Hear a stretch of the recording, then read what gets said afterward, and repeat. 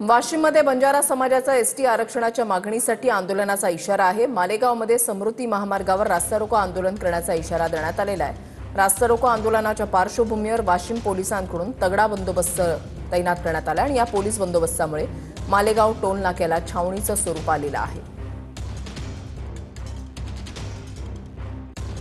बंजारा समाजाला हैदराबाद गॅजेटनुसार जो एसटी प्रवर्गातून आरक्षण पाहिजे त्या अनुषंगाने राज्यभर आंदोलन केले आहे। आज जर बघितलं तर वाशिम जिल्ह्यातील मालेगाव या ठिकाणी जे समृद्धी महामार्ग आहे या ठिकाणी याचं आंदोलन आज रस्ता रोको होणार आहे। त्यासोबतच जो अकोला नांदेड हा राष्ट्रीय महामार्ग या ठिकाणी रस्ता रोको आंदोलनाचा त्याने इशारा दिला आहे। त्या अनुषंगाने जर बघितलं तर इथं कुठं अनुचित प्रकार घडू नये त्यामुळे पोलीस बंदोबस्त मोठ्या प्रमाणात लागलेला आहे। सध्या जवळपास वाशिम जिल्ह्यातील नव्हे तर 4 जिल्ह्यातील पोलीस बंदोबस्त इथे या ठिकाणी आलेला आहे। बंजारा बांधव इथं 10 ते 20 हजाराच्या जवळपास येणार असल्याचे अंदाज वर्तवला जाते। मात्र आयोजकाकडून लाखोच्या संख्येने इथं येणार असल्यामुळे सांगितल्यामुळे यामुळे पोलीस बंदोबस्त मोठ्या प्रमाणात वाढलेला आपल्याला यावरून दिसून येते। कॅमेरामन सचिन राणेसह विठ्ठल देशमुख, टीम 9 मराठी, वाशिम।